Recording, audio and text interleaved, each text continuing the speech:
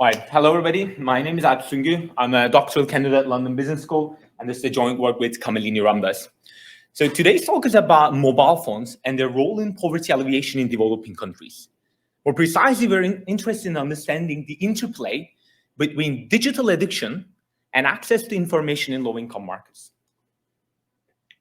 Mobile phones are considered as a key tool for poverty alleviation, and the reason is the poor are hard to reach.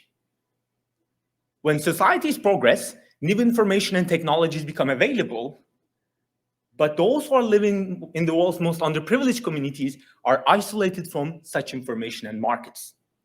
Therefore, mobile phones is a very simple tool that enables delivering information and bringing the low-income communities into the information, into the market, into digital economies. So what are those interventions? The applications are numerous, but I just wanted to make things concrete. I'll give you a few examples. So the science report discusses the potential of agriculture development, where the idea is to provide an information message to smallholder farmers, for instance, which fertilizer to use to increase productivity. Or from a public-private partnership point of view, in 2019, World Bank and Facebook created this joint program in Mozambique, where they provide information messages through Facebook advertisements that incentivize people to adopt anti-malaria bed nets. Or more recently in Afghanistan, just in last year, a lot of young women are unable to access formal education. And this United Nations-backed app created a digital schooling environment for young women. And perhaps lastly, more close to our application area, WHO has this WhatsApp message-based information systems where they are sending you information. This example is about COVID-19, but they expanded this program where they send you a WhatsApp message to give you information about health. So in developing countries, the message is mobile phones are a key tool for poverty alleviation because it's a source of life-improving information and services. But if you take a step back and if I ask you, what do you think about your own smartphone usage? What are the key questions in the developed world when it comes to smartphone usage? What are the questions that policy circles, academic circles are debating? Is perhaps there are some apps that are addictive, potentially harmful to your well-being, your mental health, and so forth. So in 2019, in the United States, they've been proposed a bill called SMART Act, Social Media Addiction Reduction Technology Act, where the idea is to say, let's put some limits on people's access to social media apps because they are potentially harmful. So the goal in our paper is to bridge this competing ideas of the role of smartphones in our lives. More precisely, we're interested in understanding how the people in the world's poorest communities interact with this digital technologies, and what can we do as policy providers to improve access to information by changing the way in which they are interacting with smartphone technology, more precisely internet. To do so, we conducted a field experiment. This is a picture that I took in Mankur, where we conducted our experiment. During my PhD studies, I lived in India for about half a year to conduct this experiment. And I met a bunch of people, but immediately, if you step in this community, perhaps the very first thing that you would realize is everybody has a smartphone. But when you try to understand the lives of these people, in 8% of the families, there is tuberculosis. But if you look at the wealth of these families in US purchasing power parity rate, the monthly income is $200. So think about someone living in the United States with a monthly income of $200. These are highly underprivileged communities. People are suffering from preventable diseases like tuberculosis or malnutrition, but in essence, they are sacrificing from their essential food and health needs and investing in their smartphones. When we conducted our experiment, Mankur is the poorest urban settlement in Mumbai, India. And if you look here on right, you see the Google Maps image of Central Park in New York, and on right, you can see Mankur, where we conducted our experiment. Mankur is roughly half of the size of Central Park, but there are 700,000 people living in here. It's a very densely packed, it's a highly underprivileged community. In our experiment, a third were daily wage worker, 15% of the respondents were unemployed. So even the next days of income is prone to a high degree of uncertainty. So we started by asking a very simple question. How frequently do you use your mobile phone for various purposes? And perhaps not surprisingly, communication comes as the most common use case. About 80% of the respondents say they frequently or very frequently using their smartphones for entertainment communication purposes. But what is, to me, surprising is that entertainment immediately follows. About 76% of our respondents are saying they're using their phones for entertainment-related purposes.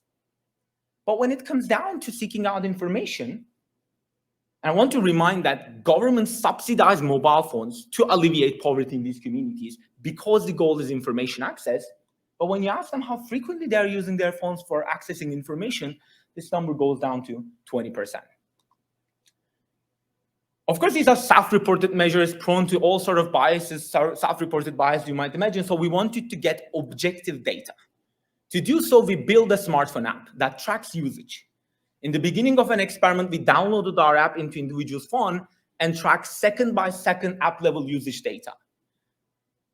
With this 9.4 million minutes worth of mobile data, what we observe is they spend a lot of time on their phones. They spend 4.4 hours on their smartphones every day. And this number is big. I bet no one in this room has like 4.5 hours on their smartphones. This number is on average 3 hours in the United States, 2.5 hours in South Korea. And when you look at the types of app they're using, reflected with the colors of red, you can see that entertainment-related apps occupy over half of their smartphone time use. And when it comes down to a category like news and information, which is, again, the reason why governments and intergovernmental organizations are promoting these devices in these communities, time used in these type of news and information apps are very little.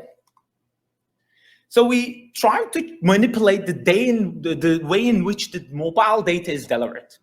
In a randomized experiment, we allocated individuals into two forms of data plans. The control arm, no data caps, or the standard data plan arm is the plans that we all know that we all use. You pay at the beginning of the month, you get a lump sum data, and you need to do your own data accounting through the rest of the month. As a treatment, we bought the exact same data plans, but through our smartphone app, we put daily limits on people's data allowances. So more precisely, the standard plan arm received 14 gigabytes for a 28-day period, and we provided 3 of these cycles. And the treatment arm received half a gigabyte a day. So the data is proportionally divided into daily installments. Before the randomization, we conducted a baseline survey. We also conducted an end-line survey, but importantly, we randomized the date in which we conducted the end-line survey to capture people at different stages of a data plan cycle. Earlier in the plan when they have more data, or later in the plan where the data might run short. As a metaphor for all the interventions that governments or intergovernmental organizations do, we used WhatsApp as a source of information dissemination. Each respondent received 4 WhatsApp messages that includes useful health information on topics like dental hygiene or nutrition. But importantly, these messages are also an invitation to an in-person physical health camp that we hold in the community. Here is the punchline of our paper. When you are flush with data, you binge use entertainment. You can see here with the green bars, the first half of a data plan. You binge use social media, you binge use YouTube. But later in a plan, time use on all internet-enabled apps goes significantly down. You can see from the drop from the first half of a data plan to the second half of a data plan. In contrast, usage, not surprisingly, is more stable in the capped plan arm. And this is important. We argued this is concerning because data is a shared resource. It doesn't matter whether you binge use an app earlier in a plan or not. If the data runs short, it runs short for all the apps. So in communication, although there is no binge use pattern earlier in the data plan, time spent in communication apps also go down significantly. And why this is important? Because this late plan data shortage period is the period where they are offline. where they're, again, unable to reach out information. And we quantify this claim using WhatsApp read receipts. WhatsApp has this built-in functionality called read receipt. When you go into your chat page, if you click on a message, you'll be able to see whether the recipient opened up and read your message or not, and if so, when. What we find in this paper is that those who are in the standard or in the capped plan arm, earlier in the data plan, in the first 2 weeks of a data plan, have similar access to information, but later in a plan, access to information goes significantly down for those who are in the standard plan arm. Among those who are accessing the information in the middle graph, we see that even though among those who do access these messages, it takes more time for people in the standard plan arm to access these information later in the plan. And perhaps the most important result of the paper, we see a striking 27% increase in attendance to in-person health camps with the people who are allocated to the capped plan arm. So I want to reiterate what that means. There is nothing special about our health camps. We're merely trying to mimic what governments and intergovernmental organizations do. There are hundreds of different this type of interventions where they send you a message, information, or inviting you a health camp. We're just mimicking one of those. We don't provide financial intervention. We don't provide any education. We do not buy more data. By simply tweaking how the mobile data is delivered, we were able to increase attendance to an in-person physical health camp by about 27%. And to understand whether this is a story about data binge use, we run a quantile regression. Within each trial arm, we estimated the change from first half of a data plan to the second half of a data plan. As you see here, within the capped plan, across the distribution, time spent on the first half and the second half of a data plan is stationary, but the drop in the standard plan, late plan arm is coming from higher quantiles, meaning that the mean effect that we see in the previous graph is coming from binge usage regimes. So this might be interesting or useful for a policy provider point of view, but what about the consumer's aspect? Are they happy with these capped plans? We used our self-reported survey measures to get a little bit of an understanding of what is going on from the consumer's point of view.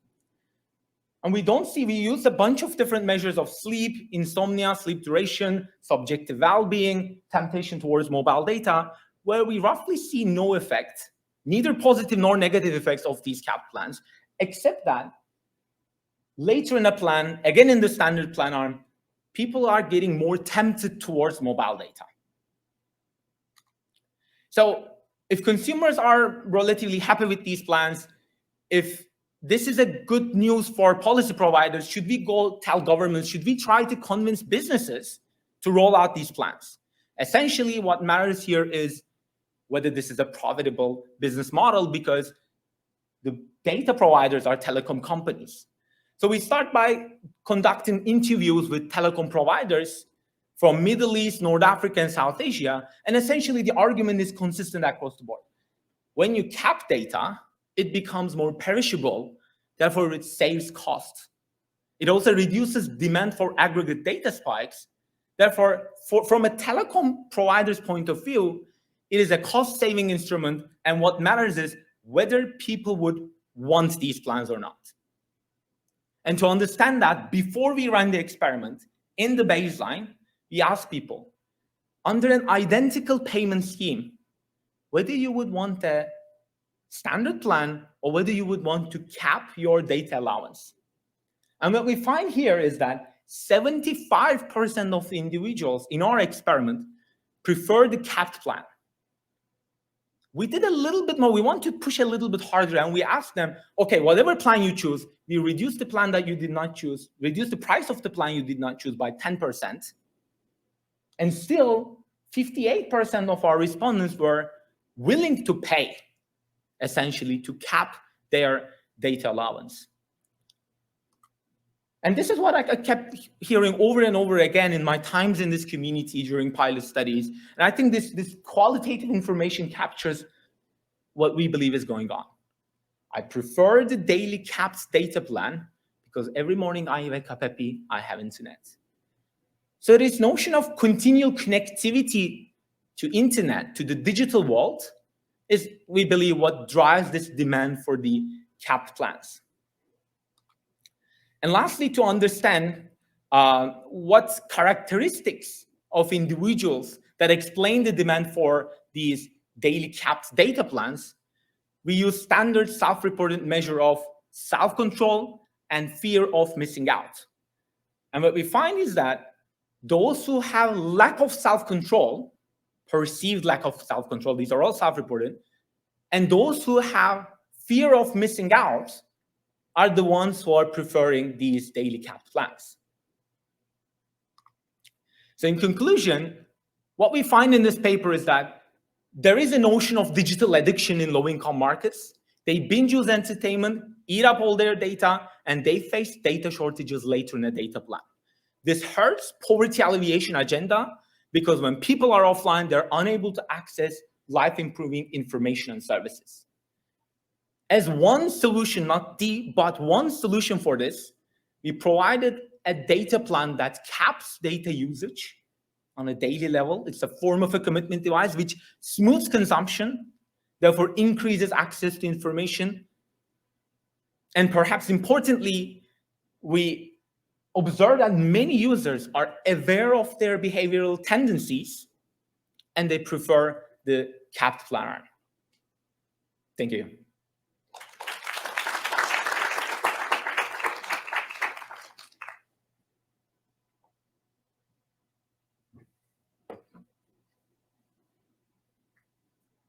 Hi, great. Thank you for the great talk. But I did have one question though, or rather a comment, more like however you take it. In the earlier half of your talk, you greatly emphasized the fact that there's 4.4 hours of smartphone was used for entertainment for purposes. But does your study consider the fact or the idea that there's usually one breadwinner and the mother takes care of children and YouTube is a go-to for those mothers? There's no TV or computers in those households.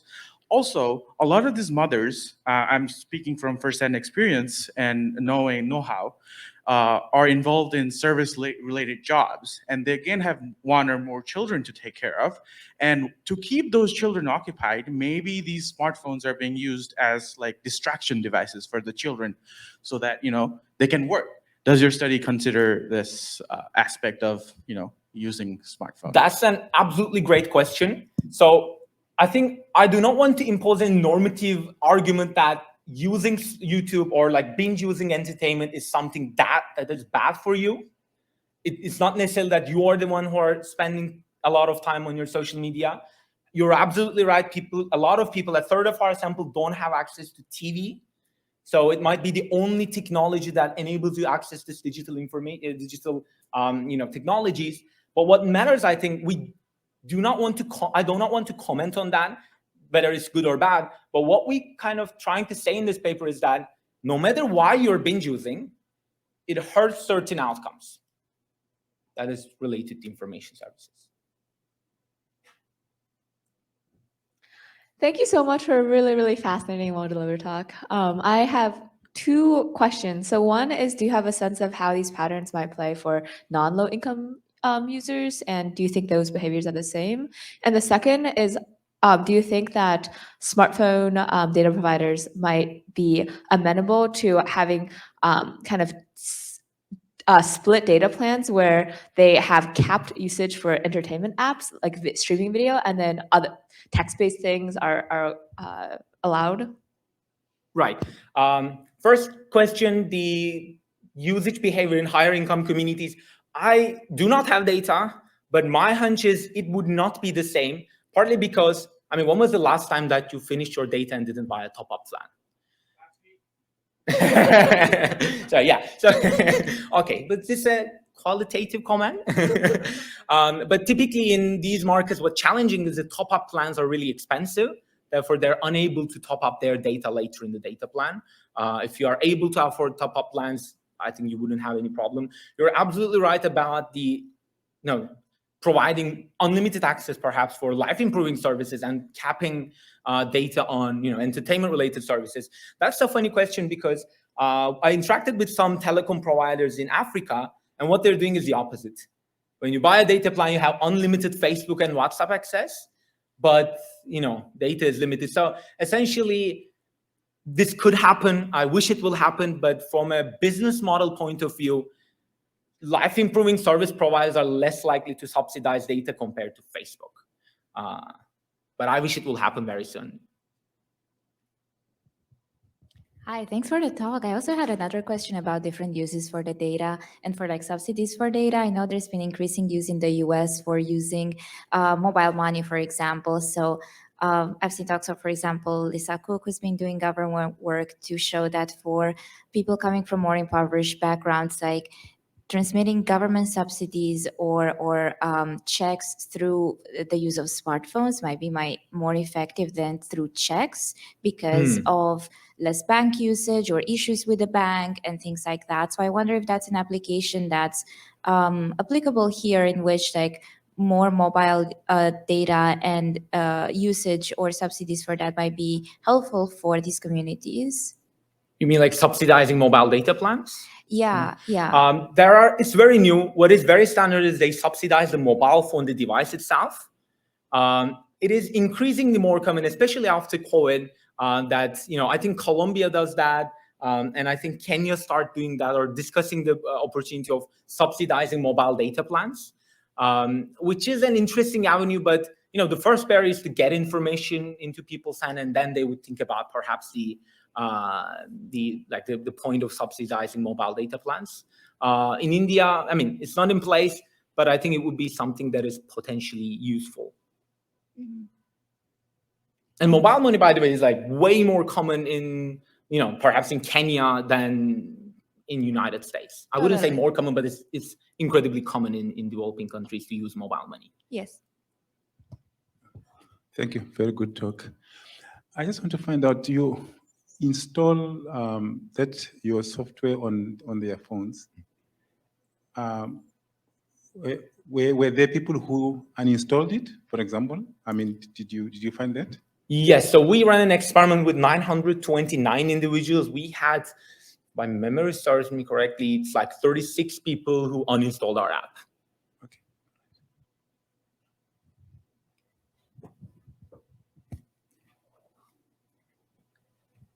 One last question. It's actually less of a question, more of a comment, but I really appreciated this. I used to work as a college advisor in the US and ran into this exact issue with youth under the age of 18 who ran out of data on their phone plans, and then would be like, Ms. Hadley, I can't apply to college anymore. Like, I don't have any more data this month. And so I think that highlighting this and also thinking about its impact on youth in particular, because they are using their phones all the time for entertainment related initiatives. And then when we came in and we're trying to like help them apply to college, they'd be like, no data, can't do it. Right. I feel like for regulating usage, this is one solution. And I'm pretty sure there will be like way smarter solutions, just like, asymmetrically enabling data usage in different types of apps. So I think this is like a relatively simpler solution. And I believe in a more like in a market that you have more governance on like how to deliver services, you could do, I think, a little bit more, you can get a little bit more smart than these daily plans, but I'm fully with you on that. Thanks.